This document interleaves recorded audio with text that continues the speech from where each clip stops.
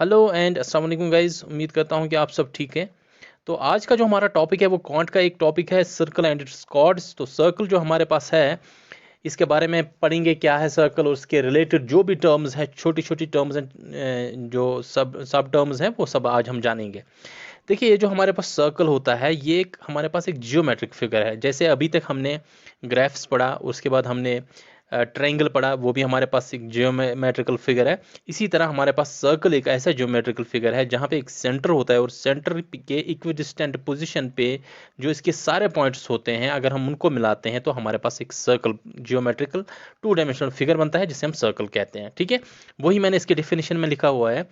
Close 2 dimensional figure whose all points in the boundary are equidistant from center। ठीक है, एक ऐसा close 2 dimensional figure है जिसका सेंटर से हर एक पॉइंट जो है इक्विडिस्टेंट होता है, उससे हम कहते हैं सर्कल।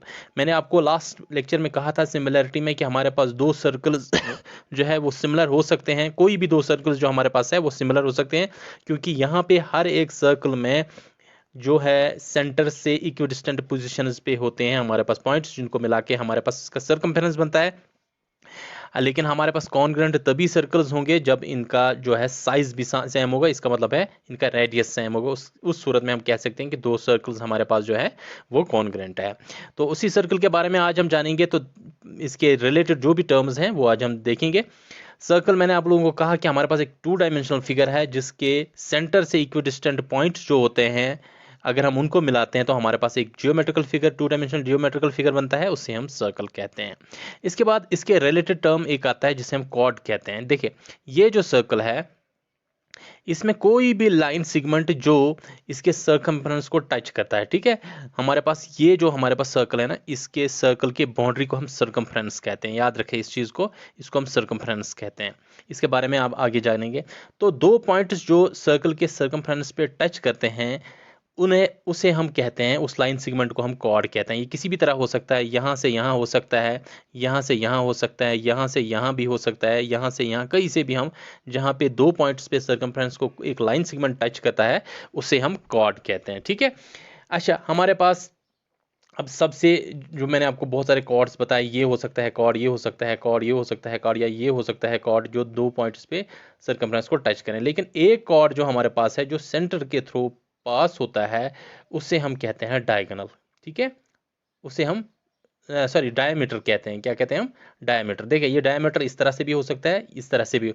वो कॉर्ड जो सेंटर के थ्रू पास होता है उसे हम कहते हैं diameter, and diameter is the longest chord of the circle. ठीक है, वही मैंने चीज़ यहाँ पे बता दी है। देखिए, अगर आप यहाँ पे देखें, कॉर्ड की डेफिनेशन में मैंने लिखी हुई है line segment that joins two points on the circumference of the circle inside the circle, मैंने लिखा है।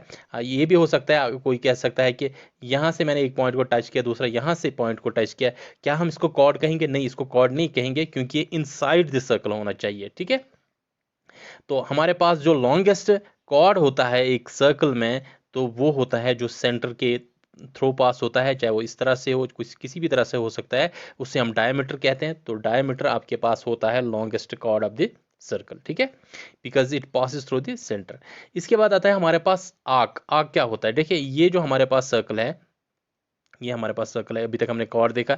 लेकिन हमारे पास अगर ये जो हमारे पास सर्कल का सर्कमफ्रेंस है, इसका अगर हम एक पार्ट लें, फॉर एग्जांपल मैंने यहाँ से यहाँ एक पार्ट लिया, ये जो हमारे पास पार्ट ऑफ द सर्कमफ्रेंस बना, इसे हम कहते हैं आर्क। ठीक है, तो ये आर्क जो है it's the part of the circumference of the circle. Clear हुआ अभी तक?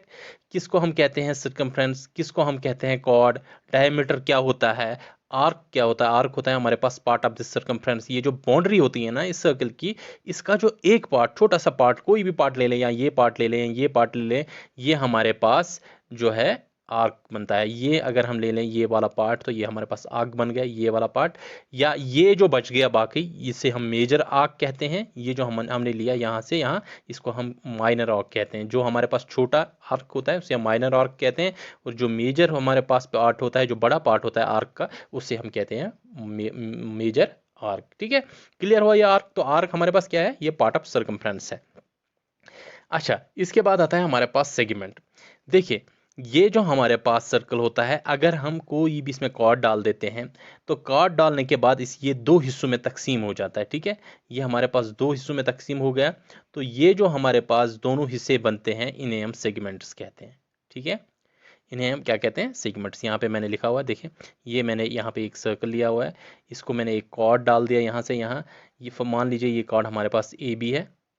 ठीक है, तो ये कॉर्ड ए बी जो है इसको दो हिस्सों में सर्कल को तकसीम करता है। तो सर्कल हमारे पास दो हिस्सों में तकसीम हुआ। ये देख लीजिए यहाँ पे एरिया की बात चल रही है। जब हम आर्क की बात कर रहे थे तो तब हमारे पास सर्कमफ्रेंस की बात चल रही थी, लेकिन यहाँ पे हमारे पास किसकी बात चल रही है, सेगमेंट की बात। तो यहाँ पे एरिया की बात चलेगी। देखिए ये मैंने यहाँ से यहाँ कॉर्ड डाल दिया। तो कॉर्ड जब सर्कल को दो हिस्सों में तकसीम करता है, यहाँ पे दो सेगमेंट्स में ये तकसीम हो जाता है। जो छोटा वाला सेगमेंट है उसको हम माइनर सेगमेंट कहते हैं। जो बड़ा वाला सेगमेंट हमारे पास है, बड़ा वाला पार्ट होता है इस सर्कल के एरिया का, उसे हम कहते हैं मेजर सेगमेंट। क्लियर? ठीक है, यहाँ पे भी मैंने इस एक फिगर बना लिया है। ये हमारे पास एक कॉर्ड है, ये हमारे पास एक कॉर्ड है, और जो सेंटर से पास होता है उसे हम डायमीटर कहते हैं। यहाँ पे हमारे पास बहुत सारे कॉर्ड्स हो सकते हैं। ठीक है, इसके बाद आता है हमारे पास, अच्छा यहाँ पे एक और पॉइंट जो आपने याद रखना है कि डायमीटर भी हमारे पास कॉर्ड है। मैंने आपको बताया कि diameter is the longest chord of the circle. ये हमेशा आपके सर्कल को इक्वल दो सेगमेंट्स में तकसीम करता है। ये देख लीजिए यहाँ पे मैंने सेंटर के थ्रू एक जो है कॉर्ड डाल दिया जिसे हम डायमीटर कहते हैं। तो ये हमारे पास इक्वल सेगमेंट्स बन गए। ठीक है, तो डायमीटर जब आप डाल देते हैं एक सर्कल में तो वो भी हमारे पास एक कॉर्ड है, वो हमारे सर्कल को इक्वल दो हिस्सों में तकसीम करता है। क्लियर? इसके बाद आते हैं हमारे पास सेक्टर। देखिए सेक्टर क्या होता है। हमारे पास ये जो हमारे पास सर्कल होता है, अगर हम इसका आर्क का एक पार्ट ले लेते हैं, ठीक है, और इस आर्क के एक पार्ट को हम दो जो है रेडियस से हम क्लोज करते हैं, और ये जो आर्क का पार्ट है, ये जो एरिया हमारे पास इस वजह से कवर होता है, इसे हम कहते हैं सेक्टर। ठीक है, ये हमारे पास एक सेक्टर हुआ। ये देख लीजिए आप, ये मैंने यहाँ पे डेफिनेशन लिखी हुई है, portion of area enclosed by two radius and an arc. हमारे पास यहाँ पे दो रेडियस हैं, ठीक है, जिन्हें हम रेडियस कहते हैं। दो रेडियस हैं यहाँ पे, और ये पार्ट ऑफ आर्क है। ये कितना एरिया कवर करते हैं उसे हम सेक्टर कहते हैं। क्लियर? समझ आया आपको? तो उसे हम सेक्टर कहते हैं। इसी तरह आगे हम देखेंगे, ये कुछ बेसिक टर्म्स हैं जो आपको समझने की ज़रूरत थी, जिसमें हमने देखा कि हमारे पास सर्कल क्या होता है, उसका सर्कमफ्रेंस क्या होता है, आर्क क्या हमारे पास क्या होता है, कॉर्ड्स क्या होते हैं, सेक्टर क्या होते हैं। आई एम श्योर कि आप लोगों को इसमें कोई भी कन्फ्यूजन नहीं होगा। हो सकता है कुछ बच्चों ने बहुत पहले इसको पढ़ा होगा 9th 10th में या 11th 12th में, तो उसके बाद वो जो है इन चीज़ों को भूल गए होंगे। लेकिन अभी जो मैं आपको पढ़ा रहा हूँ इस तरह से पढ़ा रहा हूँ ताकि आप लोगों को फिर से वो चीज़ें याद आ जाए। अच्छा, इसके बाद आता है कुछ टेक्निकल टर्म्स, कुछ फॉर्मूलाज जो आपने याद रखनी है। ये जो आपके पास सर्कल है, अगर आपने इसका एरिया निकालना होगा कि इस सर्कल का कितना एरिया है, टोटल कितना एरिया इसने कवर किया है, वो एरिया जो है उसके लिए हमारे पास फॉर्मूला है पाई आर स्क्वायर। ठीक है, ये आपको ऑलरेडी याद होगा। तो पाई जो हमारे पास है ये आपको पता है, ये 22/7 या 3.14 के बराबर होता है। और आर जो हमारे पास है ये है रेडियस ऑफ द सर्कल। अगर आपको एक रेडियस का एक सर्कल का रेडियस ही पता होगा खाली, तो रेडियस से ही आप उसका एरिया निकाल सकते हैं। आपके पास एक फॉर्मूला है सिंपल सी, पाई आर स्क्वायर। इसके बाद आता है परिमीटर ऑफ सर्कल। ये जो परिमीटर होता है ये होता है ये बाउंड्री कितनी है, ये सर्कमफ्रेंस कितना होता है इस सर्कल का। तो ये जो आपको इस सर्कल का सर्कमफ्रेंस निकालना है उसके लिए आपके पास सिंपल सी फॉर्मूला है 2πr। वहाँ यहाँ पे हमारे पास r है रेडियस ऑफ द सर्कल। यानी कि अगर आपको सर्कल का रेडियस पता है तो आप बता सकते हैं कि इसकी ये बाउंड्री कितनी है। ठीक है, इसे आप जो है सर्कल का जो एक सर्कमफ्रेंस है या बाउंड्री जो है उससे निकाल सकते हैं, उसका परिमीटर निकाल सकते हैं। परिमीटर या सर्कमफ्रेंस एक ही बात है। ठीक है, इसके बाद आता है, अगर अभी जो हम बात कर रहे थे हमारे पास ये जो सेक्टर होता है जिसकी हम बात कर रहे थे, यहाँ पे दो रेडियस होते हैं और ये आर्क होता है, इनकी वजह से कितना एरिया एनक्लोज होता है, अगर हमने ये निकालना होगा तो हमारे पास एक फॉर्मूला है, वो आपने याद रखना होगा। वो है theta divide by 360 multiplied by pi r square. Clear? देखिए ये जो हमारे पास एक सर्कल है, ये है हमारे पास एक सर्कल, यहाँ पे हमारे पास ये सेक्टर देखना है।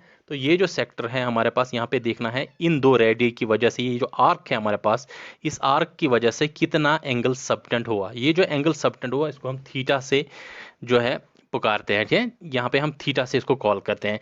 थीटा है हमारे पास, ये एंगल अगर आपको पता है और आपको रेडियस ऑफ सर्कल पता है, आप निकाल सकते हैं इस सेक्टर का जो एरिया है वो आप निकाल सकते हैं। उसके लिए आपके पास सिंपल सी फॉर्मूला है, ये आपने याद रखना है, theta divide by 360 multiplied by pi r square. ये आपके पास रेडियस पता होगा, आपके पास थीटा पता होगा, कितना एंगल सबटेंड किया इस आर्क ने, तो आप जो है एरिया ऑफ सेक्टर निकाल सकते हैं। क्लियर। इस पे हम आगे फॉर्मूला जो है कुछ एग्जांपल्स भी करेंगे जिससे आप लोगों का ये सारे जो है इसके रिलेटेड कन्फ्यूजन्स क्लियर हो जाएंगे।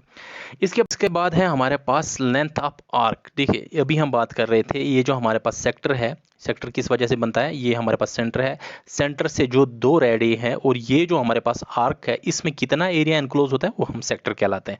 इसके बाद ये देख लीजिए, अगर ये एंगल थीटा है, ठीक है, हमने अगर पता करना होगा ये आर्क जो है, ये आर्क का लेंथ क्या है, ठीक है, आपके पास आर्क का लेंथ जो है कैलकुलेट करना है, या आप कह सकते हैं पेरीमीटर ऑफ दिस सेक्टर, ठीक है।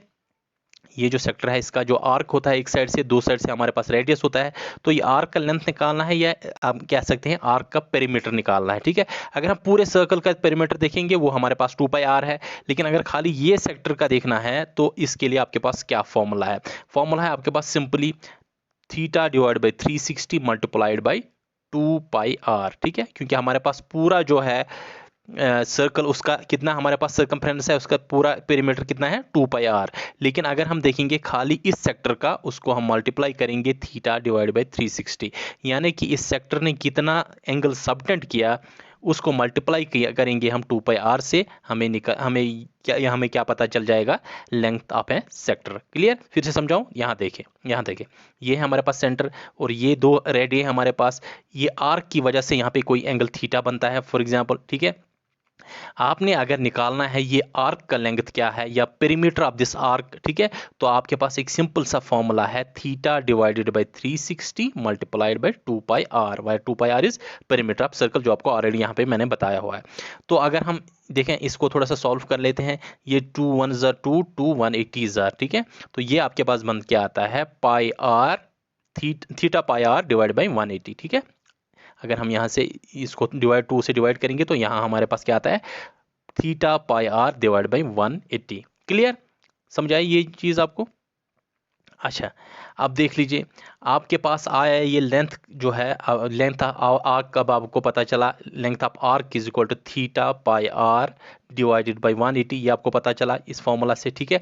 अब अगर आपने एरिया ऑफ सेक्टर निकालना होगा, लेकिन आपके पास क्या गिवन है, आपके पास गिवन है लेंथ ऑफ आर्क, तो आप कैसे निकाल सकते हैं।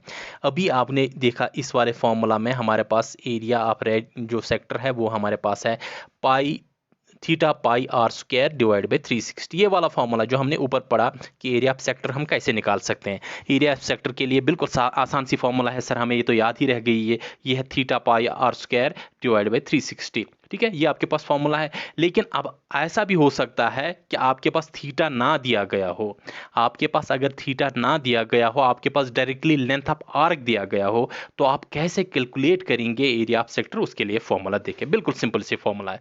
ये देख लीजिए एरिया ऑफ सेक्टर के लिए हमारे पास ये फॉर्मूला है, वही है pi r theta pi r square divide by 360, ठीक है।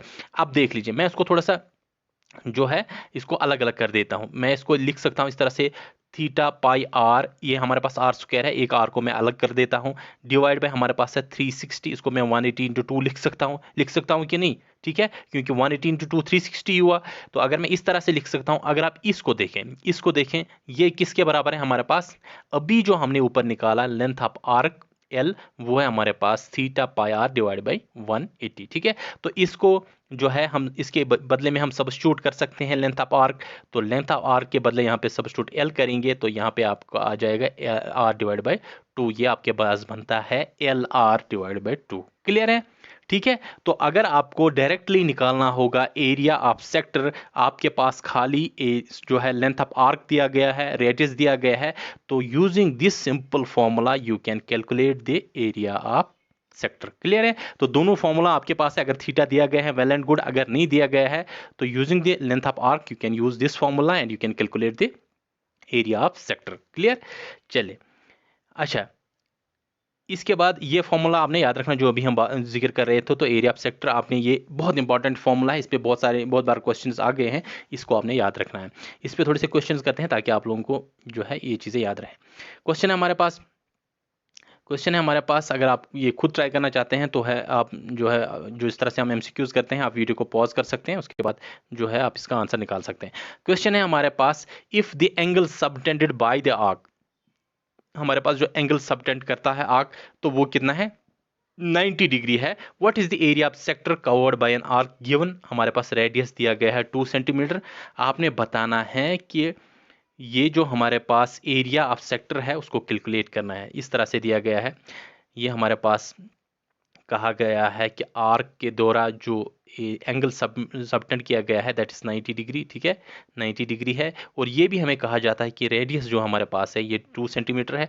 हमने बताना है इस सेक्टर का एरिया क्या है। बिल्कुल सिंपल सा फॉर्मूला है सर, हमें तो फॉर्मूला याद है, फॉर्मूला है area of sector is equal to theta pi r square divided by 360। बिल्कुल सिंपल सा फॉर्मूला है, वो सिंपल सा फॉर्मूला यहाँ पे आपने अप्लाई करेंगे और उसमें वैल्यूज हम सब्स्टिट्यूट करेंगे, आसान हमारे पास अच्छी तरह से इजी तरीके से हमारे पास आंसर आ जाएगा। देखिए ये हमारे पास formula theta pi r square divided by 360, ये है ना एरिया के लिए फॉर्मूला। दूसरा भी हमारे पास फॉर्मूला क्या है, वो अगर लेंथ आर दिया गया होगा that is L R divide by 2। अच्छा चलिए, ये हमारे पास theta divide by 360 multiplied by pi r square है, तो थीटा हमारे पास गिवन है 90 डिग्री यहाँ पे, तो 90 डिवाइडेड बाई 360 मल्टीप्लाइड बाई करेंगे पाई आर स्क्वायर, तो आर हमारे पास गिवन है 2 सेंटीमीटर, तो 2 का स्क्वायर हो जाएगा यहाँ पे। ये देख लीजिए 90 1 जार 90, 90 4 जार 360, ठीक है। आप 0 0 कट भी कर सकते हैं, इस तरह से भी आप कर सकते हैं, 0 0 गया, 9 1 जार 9, 9 4 जार 36, तो ये आपके पास आया पाई डिवाइडेड बाई 4 मल्टीप्लाइड बाई, ये हमारे पास 2 2 जार 4 हुआ, तो ये 4 और ये 4 गया, ठीक है, इसको हम कैंसिल कर सकते हैं, तो ये हमारे पास बचा पाई सेंटीमीटर स्क्वायर। तो आपके एरिया ऑफ सेक्टर जो है वो है पाई सेंटीमीटर स्क्वायर, या आप लिख सकते हैं 22/7 सेंटीमीटर स्क्वायर, या आप लिख सकते हैं 3.14 सेंटीमीटर स्क्वायर। क्लियर है, बिल्कुल आसान सा क्वेश्चन है। इस तरह से आपको क्वेश्चंस पूछे जाएंगे, आपको ज़्यादा टफ क्वेश्चंस नहीं पूछे जाएंगे, क्योंकि आपको क्वेश्चन वो पूछा जाएगा जो विद इन 1 मिनट सॉल्वेबल हो, जो विद इन 1 मिनट सॉल्व हो सकता है, ठीक है। मैंने अक्सर देखा है क्वेश्चन पेपर्स में इस तरह से टिपिकल क्वेश्चन पूछे जाते हैं। इसके बाद है हमारे पास एक और क्वेश्चन, वो है find the area of sector. यहाँ भी आपने एरिया ऑफ सेक्टर ही निकालना है। When the radius of the circle, या आपके पास रेडियस दिया गया है, and the length of arc is 5 centimetre, लेकिन यहाँ पे आपके पास लेंथ ऑफ आर्क दिया गया है, angle subtended is not given, तो आपके पास क्या दिया है, लेंथ ऑफ आर्क। तो सिंपली आपके पास फॉर्मूला है, सर अभी तो आप बता रहे थे, बिल्कुल आसान सा फॉर्मूला है इसके लिए, length of arc multiplied by radius divided by 2। Sir इतना सिंपल सा फॉर्मूला है, हम अच्छी तरह से कर सकते हैं, ज़रा देखें इसको सॉल्व करके। वही है area of sector is equal to L R divided by 2। L हमारे पास लेंथ ऑफ आर्क है that is 5 multiplied by radius कितना है 3 डिवाइडेड बाई 2 हो गया, तो ये आपके पास 15/2 आया, और आंसर आपके पास कितना आ जाएगा 7.5 सेंटीमीटर स्क्वायर, क्योंकि एरिया हमारे पास कितना आता है सेंटीमीटर, यानी यूनिट स्क्वायर में ही आता है, ठीक है। तो ये आपके पास आया 7.5 सेंटीमीटर स्क्वायर। ये थे कुछ टिपिकल एग्जांपल्स जो आपको इस बारे में पूछी जा सकती हैं, ठीक है। चलिए आगे हम चलते हैं। आगे हमारे पास है एक सिंपल सा क्वेश्चन मैंने आपके लिए बनाया है, आई एम श्योर कि आप इसको सॉल्व करके मुझे बता देंगे। Perimeter of the sector with radius R and angle subtended by arc is theta, ठीक है। हमने क्या बताना है, पेरीमीटर ऑफ दिस सेक्टर आपने निकालना है। ये जो आपके पास पेरीमीटर है ना, ये जो सेक्टर है ना, सेक्टर ये बचा हुआ, इसका पेरीमीटर, हमने एरिया तो देखा, हमारे पास एरिया के लिए दो फॉर्मूला है। कौन सा फॉर्मूला है सर, इजी है। एक तो है theta pi r square divided by 360। अच्छा अगर वो नहीं होगा तो आपके पास लेंथ ऑफ आर्क दिया गया है, तो कौन सा फॉर्मूला यूज करेंगे सर, सिंपल है एल आर डिवाइड बाई 2 हो गया, ये भी क्लियर। अच्छा अब आपसे यहाँ पे एरिया नहीं बेटा पूछा जाता बेटा, यहाँ पे आपको पूछा जाता है पेरीमीटर ऑफ द सेक्टर, आपको सेक्टर का जो है सर्कम्फ्रेंस पूछा जाता है। तो उसके लिए आपके पास क्या फॉर्मूला बनेगी वो आप मुझे बताएंगे। यहाँ पे आपके पास रेडियस दिया गया है, ठीक है, आर है रेडियस, और इसके साथ साथ एंगल कितना सबटेंड होता है वो है थीटा, वो भी आपके पास गिवन है। आपने बताना है मुझे पेरीमीटर अगर आपने निकालना है इस सर्कल का तो किस तरह से निकालेंगे, ठीक है, क्लियर है। आप लोग ये सॉल्व करेंगे, जब तक हम जो है लेक्चर ख़त्म करेंगे तब तक जो है लास्ट में आपको मैं बताऊंगा कि किस तरह से हम ये करते हैं। अगर आपने सॉल्व किया है तो कमेंट सेक्शन आप ज़रूर मेंशन कीजिएगा। इसके बाद आते हैं हमारे पास कॉर्ड्स के रिलेटेड कुछ थ्योरम्स, वो हमने पढ़ने हैं। आगे हमने कॉर्ड्स के बारे में और चीज़ें पढ़ने हैं कि एंगल्स के रिलेटेड कौन सी फॉर्मूलाज है, वो भी हम देखेंगे आगे। लेकिन पहले हम ये इंपॉर्टेंट थ्योरम्स हैं जिनके रिलेटेड क्वेश्चन पूछे जाते हैं। पहला थ्योरम आपने याद रखना है, पहला जो रिलेशन है वो है chords which are equal in length subtend equal angles at centre of this circle. ठीक है, अगर आपके पास दो कॉर्ड्स होंगे एक सर्कल के, ये हमारे पास सर्कल है, ये एक कॉर्ड है, ये एक कॉर्ड है, कहते हैं कि ये अगर सेंटर है सर्कल का तो ये जितना एंगल सबटेंड करेगा यहाँ पे, ये कॉर्ड भी उतना ही एंगल सबटेंड करेगा यहाँ पे। क्यों? क्योंकि इन दो कॉर्ड्स की लेंथ बराबर है। आपके पास आसान तरीके से अगर आपके पास एक कॉर्ड की लेंथ दी गई है तो आपने जो है दूसरे कॉर्ड का एंगल फाइंड आउट करना है, और आपको बताया गया है कि एक कॉर्ड जो है दूसरे कॉर्ड के बराबर है, तो आप दूसरे कॉर्ड का एंगल सबटेंड कितना होता है वो आप आसानी से निकाल सकते हैं। ठीक है, वही यहाँ पे मैंने यहाँ पे आपको एक्सप्लेन किया हुआ है। ये देखें, हमने इसका जो है इसका प्रूफ देने की ज़रूरत नहीं है, लेकिन फिर भी मैं आपको यहाँ पे थोड़ा सा बता दूंगा ताकि आप लोगों के जहन में रहे। देखिए, ये हमारे पास एक कॉर्ड है, यहाँ पे ए बी हमारे पास एक कॉर्ड है, दूसरा यहाँ पे हमारे पास सी डी एक कॉर्ड है। ठीक है, हमारे पास क्या थ्योरम है? थ्योरम है अगर आपके पास ए बी जो है ये बराबर है सी डी के, या डी सी जिसको आप कैसे कहेंगे, तो डी सी और ए बी अगर बराबर है तो आपके पास ये जो एंगल आता है, ये एंगल ए ओ बी, ये आता है ना, ये वाला angle, angle A O B, ये हमेशा आपके डी ओ सी एंगल के बराबर होगा। यानी कि दो कॉर्ड्स की जब लेंथ बराबर होगी, वो कितना एंगल सबटेंड करेंगे सेंटर पे, वो हमेशा बराबर होगा। किस तरह से सर, ये कैसे पॉसिबल हो सकता है, मैं बता दूंगा आपको। देखें, ये अगर हम देखेंगे, ये हमारे पास सर्कल है, ये कॉर्ड और ये कॉर्ड बराबर है हमारे पास। ठीक है, ये सेंटर है, तो ये कितना एंगल यहाँ पे सबटेंड करेगा और ये कितना एंगल यहाँ पे बनाएगा। देखें, अगर हमने देखना, ये हमारे पास गिवन है, ये वाला साइड और ये वाला कॉर्ड और ये वाला कॉर्ड बराबर है। हम मान लेते हैं ये दो ट्रायंगल्स जो हैं, ये इनको हम जो है कंपेयर करेंगे। अब देख लीजिए, ये वाला साइड जो है ये रेडियस के बराबर है ना, ये रेडियस सब सर्कल के बराबर सेंटर से जाता है, और ये वाला जो साइड है ये हमारे पास रेडियस के बराबर है। ये वाला साइड जो है रेडियस के बराबर है, ये वाला साइड रेडियस के बराबर है। तो हम कह सकते हैं ये वाला साइड इस वाले साइड के बराबर है, ये वाला साइड इस वाले साइड के बराबर है, और हमारे पास गिवन भी है ये कॉर्ड इस कॉर्ड के बराबर है। तो इन दो ट्रायंगल्स को ज़रा आप बिल्कुल मुतमईन होकर देखें, ये आपके पास दोनों ट्रायंगल्स जो है इनके तीनों साइड्स बराबर है। आप एस एस एस कॉन्ग्रेंसी जो हमारे पास प्रॉपर्टी है उसके मुताबिक आप कह सकते हैं कि ये ट्रायंगल इस ट्रायंगल के कॉन्ग्रेंट है। ठीक है, अगर ये ट्रायंगल इस ट्रायंगल के कॉन्ग्रेंट है तो हम कह सकते हैं ये एंगल इस एंगल के बराबर है, ये एंगल इस एंगल के बराबर है, और ये एंगल इस एंगल के बराबर है। इसी कॉन्ग्रेंसी के मुताबिक हम कहते हैं कि जब दो कॉर्ड्स बराबर होंगे, जिनकी लेंथ बराबर होती है, तो कितना एंगल वो सबटेंड करेंगे वो हमेशा बराबर होगा। इसी प्रॉपर्टी के मुताबिक हम कहते हैं एंगल ए ओ बी जो है ये हमेशा बराबर होगा एंगल डी ओ सी के बराबर, क्योंकि ये दो ट्रायंगल्स हमारे पास कॉन्ग्रेंट ट्रायंगल्स बनते हैं, और कॉर्ड्स भी हमारे पास गिवन है, दोनों बराबर है। तो इसके बाद हम कह सकते हैं कि ये हमेशा एंगल जो है इक्वल सबटेंड करते हैं। क्लियर? कोई भी दो कॉर्ड्स हो, कहीं पे भी दो कॉर्ड्स हो, ये कॉर्ड है और ये कॉर्ड है, ये बराबर है, अगर हम देखेंगे ये कितना एंगल सबटेंड करते हैं, तो हमेशा ये एंगल और ये एंगल बराबर होगा। कहीं से भी दो कॉर्ड्स डाल दीजिए, अगर उनकी लेंथ बराबर है कॉर्ड्स की, तो आप कह सकते हैं वो एंगल भी हमेशा बराबर ही सबटेंड करते हैं। क्लियर? चलें, इसके बाद आता है हमारे पास दूसरा थ्योरम। दूसरा थ्योरम है हमारे पास, if angle subtended by the chords of the circle are equal, अगर एंगल इक्वल सबटेंड किए जाते हैं कॉर्ड्स के द्वारा, then the length of the chords is equal, फिर कॉर्ड्स की लेंथ बराबर है। यानी कि पहला जो हमने पढ़ा उसी का वाइस वर्सा है। यानी कि पहले हमने देखा हमारे पास दो कॉर्ड्स की लेंथ बराबर है, तो हमने डायरेक्टली कह दिया कि ये जो एंगल सबटेंड होते हैं ये बराबर होंगे। लेकिन यहाँ पे आपको इस बार क्या दिया गया है, यहाँ पे आपको दिया गया है कि यहाँ पे दो जो एंगल्स है ये बराबर है। आपने जो एंगल सबटेंड करते हैं दो कॉर्ड्स वो बराबर है, आपने बताना है कि ये दो जो कॉर्ड्स हैं इनकी लेंथ बराबर है। ठीक है, ये हमारे पास गिवन है, दोनों एंगल्स बराबर है। अगर हम देखेंगे इस ट्रायंगल और इस ट्रायंगल को, ये हमारे पास डी ओ सी ट्रायंगल हुआ, ये हमारे पास ए ओ बी ट्रायंगल हुआ। ठीक है, हमारे पास गिवन है ये एंगल इस एंगल के बराबर है। ठीक है, ये रेडियस है, ये भी रेडियस है, ये रेडियस है, ये भी रेडियस है। ज़रा देख लीजिए हमारे पास प्रॉपर्टी बनती है, ये हमारे पास एस है, ये ए है, ये एस है, ये एस है, ये ए है, ये एस है। तो हमारे पास कॉन्ग्रुएंसी में एक प्रॉपर्टी थी S A S property. S A S property के मुताबिक ये जो हमारे पास दो साइड्स बराबर होते थे, इनके बीच का जो इंक्लूडेड एंगल है अगर वो बराबर होता, अगर आप याद करेंगे मैंने उस टाइम उस पर ज़बरदस्त फोकस किया था, तो ये हमारे पास जब दो ट्रायंगल्स कॉन्ग्रुएंट होगी एस ए एस कंडीशन के तौर, तो हम कह सकते हैं ये वाला साइड इस वाले साइड के बराबर है, ये वाला साइड इस वाले साइड के बराबर है, और तो और ये वाला कॉर्ड इस वाले कॉर्ड के बराबर, ये वाला साइड भी बराबर होगा फिर, ठीक है, क्योंकि दोनों ट्रायंगल्स कॉन्ग्रुएंट है। तो इसके मुताबिक हम कह सकते हैं A B equal to C D. अब आपको दो चीज़ें क्लियर हुई, पहला ये कि दो कॉर्ड्स की लेंथ बराबर होगी तो वो इक्वल एंगल सबटेंड करेंगे एट सेंटर।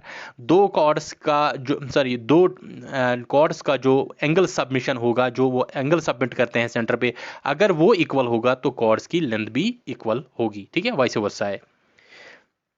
इसके बाद हमारे पास थ्योरम 3 है, ठीक है। तीसरा थ्योरम हमारे पास क्या है? तीसरा थ्योरम है हमारे पास equal chords of a circle are equidistant from centre of the circle, ठीक है। और तो और इक्वल कॉर्ड्स की तो हमने एक प्रॉपर्टी ये देखी कि वो इक्वल एंगल सबटेंड करते हैं। दूसरा हमने ये देखा कि अगर इक्वल एंगल सबटेंड करते हैं तो कॉर्ड्स की लेंथ बराबर होगी। तीसरा हमसे ये कहा जाता है कि हमारे पास ये थ्योरम है कि अगर हमारे पास जो है कॉर्ड्स जो है, ये हमारे पास एक कॉर्ड है, ठीक है, एक सेकंड में दोबारा से इसको ड्रॉ करता हूँ। ये हमारे पास एक सर्कल है, ये हमारे पास एक कॉर्ड है, ये हमारे पास दूसरा कॉर्ड है, और हमें क्या बताया जा रहा है? हमें बताया जाता है कि ये दोनों कॉर्ड्स जो है ये बराबर है, ठीक है। इसके बाद अगर आप सेंटर पे देखेंगे तो सेंटर से डिस्टेंस देखेंगे इन कार्ड्स, ये देख लीजिए यहाँ से यहाँ, यहाँ से यहाँ, इस तरह से मैं इसको ड्रॉ कर सकता हूँ, ठीक है। अगर मैं यहाँ से इधर डिस्टेंस देखूँ और यहाँ से देखूँ इस कॉर्ड के डिस्टेंस, ये वाली थ्योरम हमें कहती है ये जो डिस्टेंस है इस कॉर्ड तक और ये जो डिस्टेंस इस कॉर्ड तक है ये हमेशा बराबर होगी, ठीक है। यानी कि दोनों कॉर्ड्स एट इक्विडिस्टेंट पोजीशन पे होंगे अगर हमारे पास ये कॉर्ड्स जो है इक्वल होंगे, ठीक है। ये इस तरह से ही ज़रूरी नहीं है, मैंने दूसरी तरह से यहाँ पे बनाया है। ज़रा देखें यहाँ पे, देखें ये मैंने जो है एक सर्कल लिया है, मैंने दो कॉर्ड्स लिए हैं, एक मैंने ये ए बी कॉर्ड लिया है और दूसरा मैंने ये बी सी कॉर्ड लिया है, ठीक है। इस तरह से मैंने दो कॉर्ड्स लिए हैं, ठीक है। ये देख लीजिए, ये हमने सर्कल बनाया, ये हमने एक कॉर्ड लिया और ये हमने दूसरा कॉर्ड बी सी लिया, ठीक है। मैंने ऊपर नीचे नहीं लिया, वहाँ पे आपको कन्फ्यूजन हो सकता है, ठीक है, इसलिए मैंने दूसरे तरीके से यहाँ पे आपको समझाने की कोशिश कर रहा हूँ। अब देख लीजिए, ये जो हमारे पास कॉर्ड है ये इस कॉर्ड के बराबर ये हमारे पास गिवन है। इसके बाद क्या कहा जाता है? कहते हैं कि इक्विडिस्टेंट पोजीशन पे होंगे। यहाँ ज़रा देख लीजिए, हम इसको सेंटर के साथ मीट करते हैं, यहाँ पे ये रेडियस ले लेते हैं, ये रेडियस ले लेते हैं और यहाँ भी हम इस रेडियस को जो है देख लेते हैं, ये रेडियस भी हमने एक्सटेंड किया यहाँ तक। अब देख लीजिए यहाँ पे हमारे पास दो ट्रायंगल्स बने, ये वाला एक ट्रायंगल है हमारे पास ए ओ बी, दूसरा हमारे पास बी ओ सी या सी ओ बी दूसरा ट्रायंगल बन गया, ठीक है। अच्छा, हमने ये थ्योरम क्या कहती है? ये जो ओ ई डिस्टेंस होगी ये ओ डी के बराबर होगी, यानी कि अगर ए बी और बी सी हमारे पास ये कॉर्ड और ये कॉर्ड बराबर है, उस सूरत में ये जो डिस्टेंस यहाँ से ओ डी है और ये जो डिस्टेंस ओ ई यहाँ से यहाँ तक है कॉर्ड तक, ये हमेशा बराबर होंगे, ठीक है। अगर आप देखेंगे ये आपके पास इजीली आपको सॉल्व हो जाएगा, इजीली आप देख सकते हैं, आपको जो है समझ में आ जाएगा। ये हमारे पास बराबर है, ठीक है। यहाँ से यहाँ तक जो है ये अगर मैं डिस्टेंस देखूं तो परपेंडिकुलर डिस्टेंस में देखता हूं यहाँ से हमेशा, ठीक है। तो परपेंडिकुलर डिस्टेंस अगर मैं यहाँ पे डाल देता हूँ यहाँ से यहाँ, तो ये हमारे पास 90 डिग्री है, ठीक है, 90 डिग्री है। ये देख लीजिए आपके पास जो है ये हाइपोटेन्यूज है, ये रेडियस के बराबर है, यहाँ का हाइपोटेन्यूज भी आपके पास रेडियस के बराबर है, ठीक है। ये वाला साइड जो है ये आपका यहाँ पे 90 डिग्री बनता है, यहाँ पे भी आपके पास 90 डिग्री बनता है, ठीक।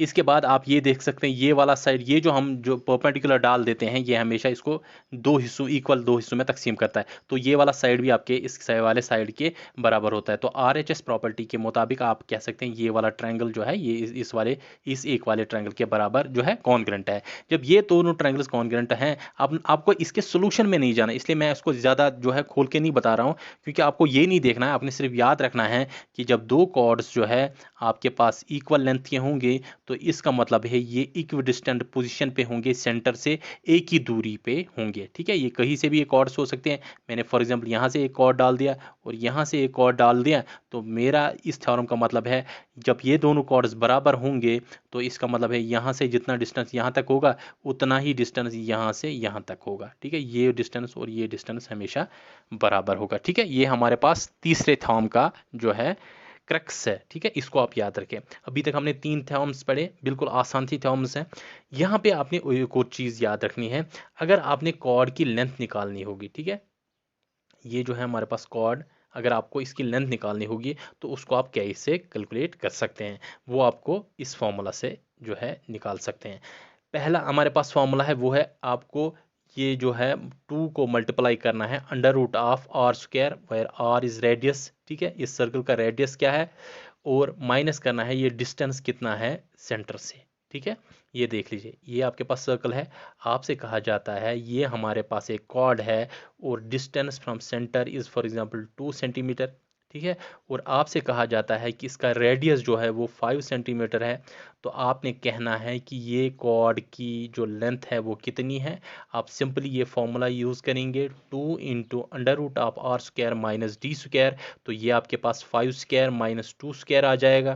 तो देख लीजिए आपके पास 25 माइनस 4 आ जाएगा, तो कितना बचा आपके पास 21। तो ये आपके पास कितना बचा, ये आपके पास बचा 2 अंडर रूट ऑफ 21। तो ये आपके पास आ जाएगा लेंथ ऑफ कॉर्ड। ठीक है, ये आपके पास सिंपल सी फॉर्मूला है, ये याद रखना है। अगर आपने लेंथ ऑफ कॉर्ड निकालनी होगी तो कभी टिपिकल फॉर्मूला पे क्वेश्चन आ जाता है, तो सिंपली आपके पास फॉर्मूला है 2 into under root of R square minus D square, where R is radius of the circle and D is the distance from centre. इस कॉर्ड की कितनी डिस्टेंस है सेंटर से, वो आपके पास डी है। ठीक है, और एक हमारे पास फॉर्मूला है 2r into sine C by 2। ठीक है, एक और तरीका है, फोर्स हो सकता है आपके पास डिस्टेंस नहीं दिया गया है, आपके पास जो है एंगल सबटेंड कितना होता है वो दिया गया है। यहाँ पे हमारे पास एक फॉर्मूला है, ये अगर ये कॉर्ड है तो ये एंगल जो है सबटेंड करता है फॉर एग्जांपल सी या थीटा कह सकते हैं आप। सी अगर एंगल ये सबमिट करता है, ये सबटेंड करता है यहाँ सेंटर पे, तो इससे भी आप निकाल सकते हैं लेंथ ऑफ कॉर्ड। क्या फॉर्मूला है हमारे पास, वो फॉर्मूला है हमारे पास 2 इंटू आर। ठीक है, 2 टाइम्स रेडियस मल्टीप्लाई करना है हमने साइन ऑफ सी बाई 2 से, या ये जो एंगल सब यहाँ थीटा बाई 2 लिख सकते हैं आप, थीटा बाई 2 से ये जो एंगल सबटेंड होता है उसका हाफ करना है। ठीक है, क्लियर। तो मान लीजिए अगर फॉर एग्जांपल यहाँ पे 90 डिग्री सबटेंड करता है, तो आप 90 डिवाइड बाई 2 कर सकते हैं और इसको मल्टीप्लाई करेंगे 2r से, तो ये आपके पास 2r साइन 45 बन जाएगा। साइन 45 को आपने वैल्यू देखना है वो कितना है, उसको मल्टीप्लाई करना है 2 इंटू आर से। ठीक है, रेडियस देखना है कितना है, वहाँ से आप निकाल सकते हैं लेंथ ऑफ कॉर्ड। इस पे हम जो है MCQ सेशंस में कुछ MCQs लेके आ जाएंगे प्रैक्टिस के लिए, ताकि आपको ये सभी चीज़ें क्लियर हो जाएं। आई होप कि आज का लेक्चर आपको पसंद आया होगा। मैंने कोशिश की सभी जो टेक्निकलिटीज़ इसमें आते हैं वो क्लियर हो जाएं। नेक्स्ट लेक्चर में हम देखेंगे कि ये जो हमारे पास कॉर्ड्स के द्वारा जो एंगल सबटेंड होते हैं उनकी क्या रिलेशनशिप होती है, और टेंजेंट्स जो हम डालते हैं सर्कल पे उनका जो है उनके रिलेटेड कौन सी प्रॉपर्टीज़ है वो हम सभी डिस्कस करेंगे। उम्मीद करता हूँ कि आपको आज का लेक्चर पसंद आया होगा। अगर आपको पसंद आया तो प्लीज़ आप कमेंट सेक्शन में ज़रूर मेंशन कीजिएगा और अपने दोस्तों के साथ ज़रूर ये लेक्चर शेयर कीजिएगा। यहीं से आप लोगों से इजाज़त लेते हैं। अल्लाह।